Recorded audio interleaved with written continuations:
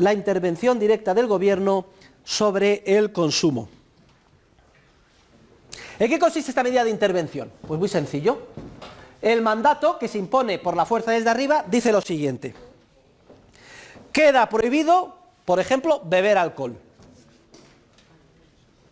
No les extrañe, ha estado en vigor en determinados países durante muchos años. Por ejemplo, la famosa ley seca en Estados Unidos. Estaba prohibido beber alcohol. La producción, distribución, un delito. Y el consumo se te veía en determinadas circunstancias. Pero bueno, mutatis mutandi es lo mismo que existe en vigor hoy en día. Si quitan ustedes alcohol y piensan en otras drogas. Las drogas están prohibidas, la producción, distribución y el consumo, ya veríamos en qué circunstancias y cómo. Razón de la justificación, siempre muy buena. Como se justificó en la ley seca de Estados Unidos, es que el alcohol destroza a los alcohólicos. Es que cuántas familias están en una situación trágica por culpa del alcoholismo. Rotas, maridos que abandonan a sus mujeres, hijos que quedan en circunstancias. Es obvio que hay que prohibir una sustancia tan perjudicial. ¿Y para qué hablar de las drogas? O de los cocainómanos, o de los que caen en la heroína. ¿Quién no conoce a alguien que ha destrozado su vida por culpa de la droga? Entonces, Papá Estado sabe que nosotros somos como niños y que no sabemos cómo comportarnos, y entonces nos prohíbe beber alcohol, o drogarnos, o fumar, porque el acoso a los fumadores es algo, y es obvio, es que los estudios objetivos demuestran que aumenta el cáncer, produce cáncer de pulmón. Mi abuelo se murió de cáncer de pulmón por fumar. Y entonces queda prohibido fumar en todos los sitios públicos. Tiene usted que irse y todo el mundo está ahí fumando en la entrada, en una terraza o en un jardín, y no se puede fumar en los restaurantes, etc. Luego, por tanto, las consideraciones de tipo ético, pasional, los objetivos siempre son los superiores. Y el esquema es: yo sé mejor que tú y como tú no eres capaz, te lo impongo por la fuerza. ¡Pum! Y palo. ¿Qué efectos tiene esto desde el punto de vista estricto de la teoría económica? Vamos ahora a dejar al margen las consideraciones éticas. Es decir, hasta qué punto está legitimado que una persona prohíba por la fuerza que dos personas mayores de edad decidan comprarse o vender una botella de whisky, bebérsela, emborracharse o drogarse, etc. No vamos a entrar en esas consideraciones, que habría mucho que hablar al respecto. Vamos a analizar los efectos que tiene única y exclusivamente desde el punto de vista estricto de la teoría económica. Pues bien, miren, mientras no cambie el género humano, mientras la gente siga aburriéndose y quiera de alguna forma inhibirse de la realidad, tomándose 1, 2, 3, 10, 20 o 30 copas, o inyectándose heroína o lo que sea, y esto es tan viejo como la humanidad misma, mientras continúe la demanda, si la producción, distribución y consumo de estas sustancias se prohíbe, se produce un efecto inmediato, tremendo, y es que el coste de producción de la correspondiente sustancia en el mercado, en este caso en el mercado negro ya, porque es ilegal, sube como la espuma. Mientras la gente quiera seguir bebiendo alcohol, como sucedió en la ley seca, ahora tiene que pagar mucho más por el alcohol, o como sucede ahora, porque una dosis de cualquiera de las drogas no vale nada, y sin embargo el mercado negro vale muchísimo. ¿Por qué? Porque hay que añadir al coste el coste de producir el producto y distribuirlo al margen de la ley. Y entonces se produce un efecto de enorme crecimiento, en primer lugar, de los precios. En segundo lugar, se produce un efecto de criminalización del proceso de producción, distribución y consumo. ¿Quiénes son los que se ocupan ahora de producir y distribuir las sustancias? Aquellos más expertos en violar la ley. Es decir, se pone en manos de las mafias y los criminales el proceso de producción y distribución hasta que llega al consumo. Y a los consumidores en contacto con toda la criminalidad. Pero es que además esos criminales se forran, porque como son los que tienen más habilidad para violar la ley, venden el producto al margen de la ley a un precio elevadísimo, obtienen una fuente cuantiosísima de beneficios. Lo que les permite, por cierto, a su vez corromper el sistema para poder de alguna forma preponderar y cumplir sus objetivos. Pero es que además resulta que no pueden recurrir a los tribunales ordinarios de justicia para dirimir sus conflictos.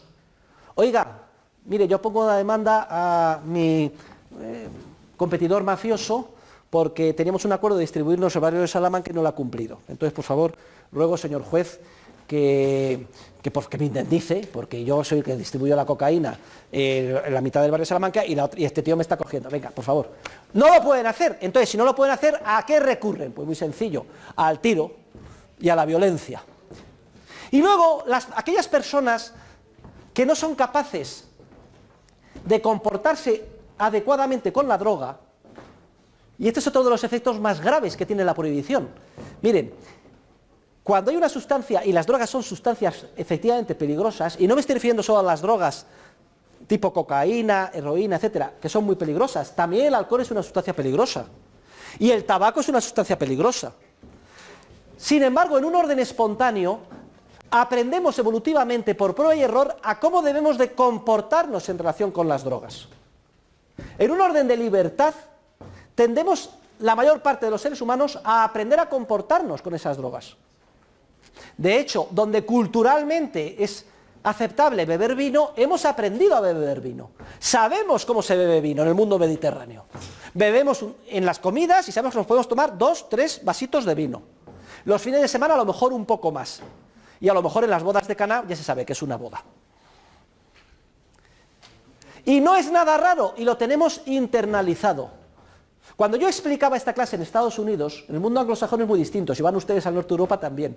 Cuando se habla de alcohol es como si yo ahora les estuviera diciendo esto en relación con la cocaína. Miren ustedes, si se trata de snifar cocaína, todo el mundo empezaría, joder, jaja, risas, otra se pone roja, ¿qué dice el profesor? Bien, pues esos comentarios que se producirían aquí si yo hablara de la cocaína, es lo que se producía con mis alumnos en Estados Unidos cuando yo hablaba del alcohol. Porque en Estados Unidos, en muchas zonas y por tradición anglosajona, está prohibido beber alcohol. Lo tienen regulado, solo en determinados sitios y en determinadas horas. No han aprendido a comportarse con las sustancias. ¿Saben ustedes lo que es beber en esas zonas, en esos lugares de Estados Unidos, para la gente joven? Beber es coger una botella, bebérsela, cloc, cloc, cloc, cloc de whisky, otro, y caer al suelo vomitando y borracho y con coma etílico. Eso es beber. No han aprendido. De la misma manera que tampoco nosotros hemos aprendido, porque se nos prohíbe la posibilidad de experimentar empresarialmente, a mascar hojas de cocaína, o a esnifar hasta donde podemos sí o hasta donde podemos no. Pero no solo eso, no solo es que se criminaliza la producción, la distribución y el consumo, no solo es que se bloquea la posibilidad de experimentar como consumidores y aprender a comportarnos con la sustancia, es que además se criminaliza al pobre consumidor que por otras razones, los problemas que tiene la vida, de su estructuración interior, etcétera, caen en la droga y pasan de ser un enfermo a ser un criminal. Yo soy un enfermo dependiente de la droga y la necesito para vivir. Entonces, ¿qué hago?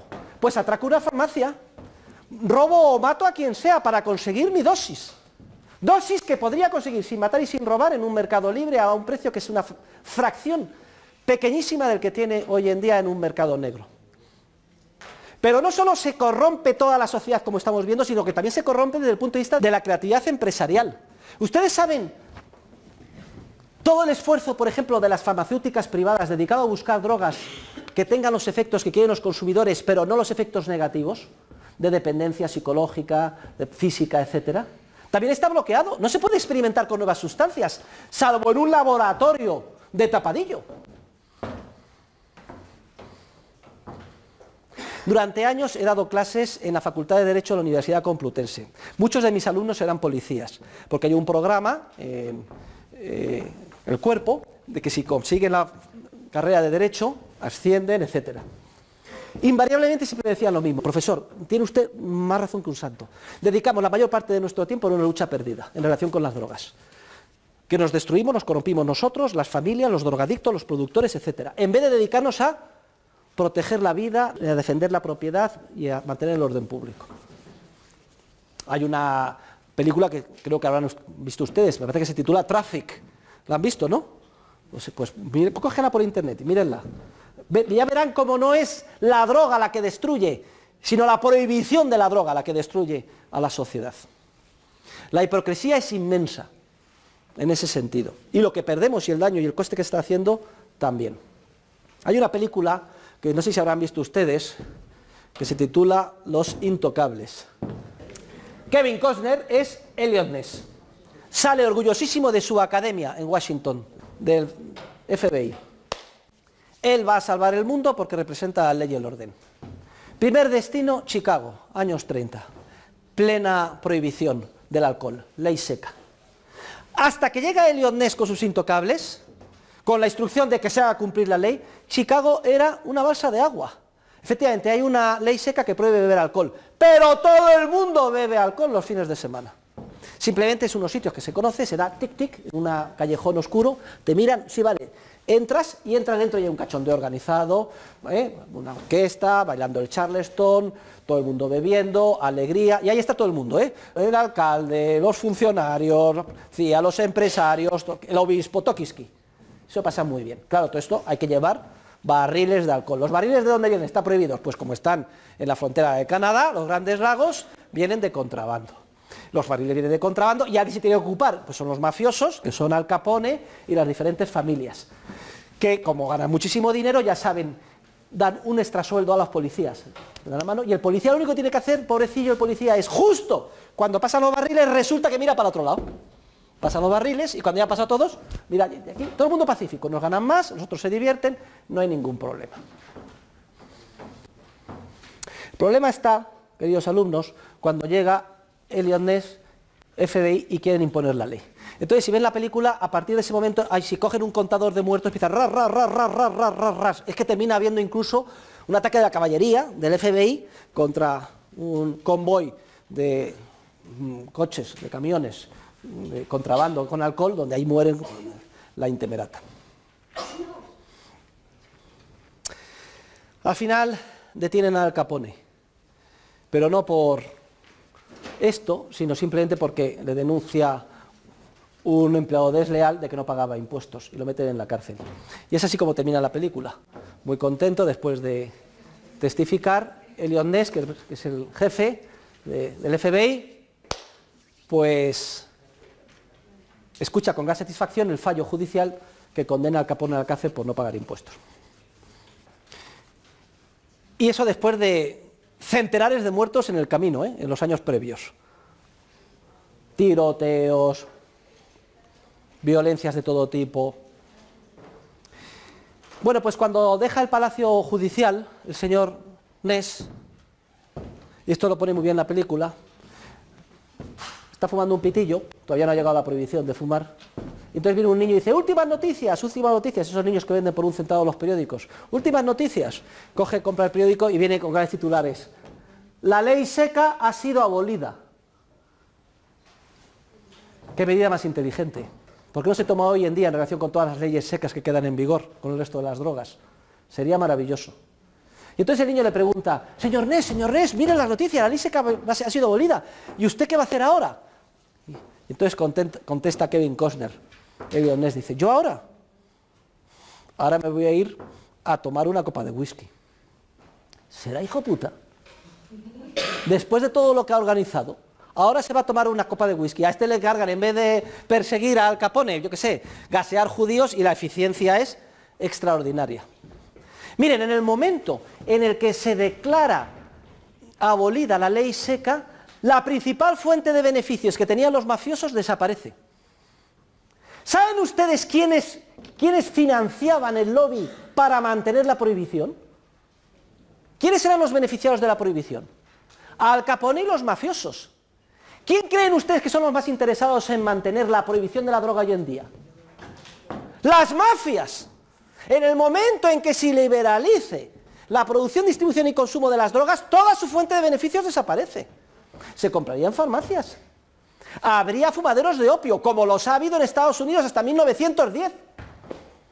Estaba integrado en la sociedad, no había ningún problema. Y si había alguien que estaba todo el día, había ido y caído en la droga, ese es un enfermo que hay que darle un tratamiento distinto, por otra vía. Pero igual que había cafés, bares, etcétera, había fumaderos de opio y no pasaba nada. Ni se perseguía a nadie, ni tenían que prostituirse las niñas para conseguir su dosis, como vemos en Traffic, de droga, ni se destruía toda una sociedad por imponer por la fuerza un absurdo. Fíjense ustedes cómo la directa intervención en el consumo produce unos efectos que son justo los contrarios de aquellos que se quieren favorecer. Y no hace muchos años, a comienzos de este siglo, hicimos un seminario en la Universidad de Verano de Santander sobre este tema, liberalización de drogas. e invitamos a los magistrados más importantes del Tribunal Supremo Sala de lo Penal. Qué satisfacción más grande fue escuchar de sus labios que teníamos plena razón. De ellos, que son los que están juzgando. Pues fíjense ustedes, si los policías nos indicaban, mis alumnos policías, que perdían su vida en destruir la sociedad persiguiendo la droga, y luego los magistrados del Supremo dicen que el daño que se crea es tremendo.